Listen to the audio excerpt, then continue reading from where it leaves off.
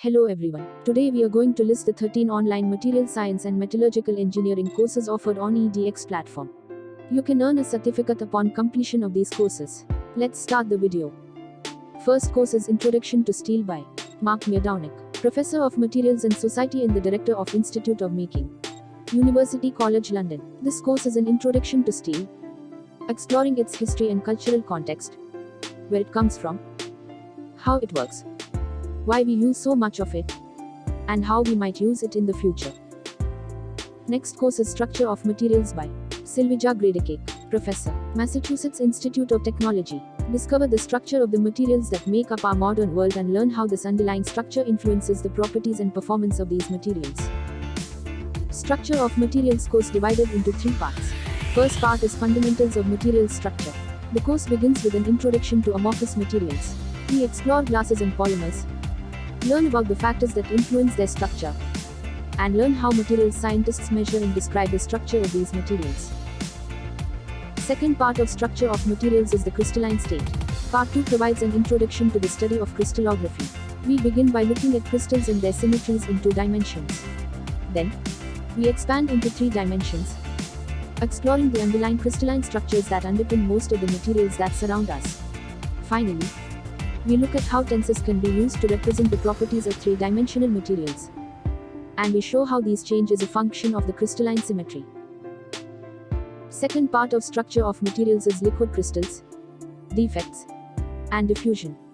Part 3 begins with an exploration of quasi, plastic, and liquid crystals. Next, we will learn how properties of materials are influenced and can be modified by structural defects. We will show that point defects are present in all crystals at finite temperatures and how their presence governs diffusion in materials. Next, we will explore dislocations in materials. We will introduce the descriptors that are used to describe dislocations. We will learn about dislocation motion and consider how dislocations dramatically affect the strength of materials. Finally, we will explore how defects can be used to strengthen materials. And we will learn about the properties of other structural defects such as stacking faults and grain boundaries. Next course is Materials Science and Engineering by Alexander S. Mukasyan, Director of Center of Functional Nanoceramics, NUST MISES. This course considers how the physical properties of metals, ceramics, polymers and composites are correlated with their internal structures on atomic, molecular, crystalline, micro and macro scales and operational conditions, mechanical, thermal, chemical, electrical and magnetic. How materials processing, e.g. mechanical working and heat treatment, affects their properties and performance. The latest achievements in materials science and engineering. Next course is Mechanical Behavior of Materials. Part 1. Linear Elastic Behavior. Lorna J. Gibson, Mottola S. Salapatas, Professor of Materials Science and Engineering, MIT. Part 1 covers stress-strain behavior, topics in linear elasticity and the atomic basis for linear elasticity, and composite materials. Next course is Mechanical Behavior of Materials. Part 2. Stress transformations, beams, columns, and cellular solids. Part 2 covers stress transformations, beam bending, column buckling, and cellular materials. Next course is Mechanical Behavior of Materials. Part 3. Time-dependent behavior and failure. Part 3 covers viscoelasticity, behavior intermediate to that of an elastic solid and that of a viscous fluid, plasticity, permanent deformation, creep in crystalline materials, time-dependent behavior, brittle fracture, rapid crack propagation, and fatigue, failure due to repeated loading of a material. Next course is Electronic, Optical, and Magnetic Properties of Materials by Polina Anikieva, Class of 1942, Associate Professor in Materials Science and Engineering, Massachusetts Institute of Technology. In this course, you will find out how the speed of sound is connected to the electronic bandgap, what the difference is between a metal and a semiconductor, and how many magnetic domains fit in a nanoparticle.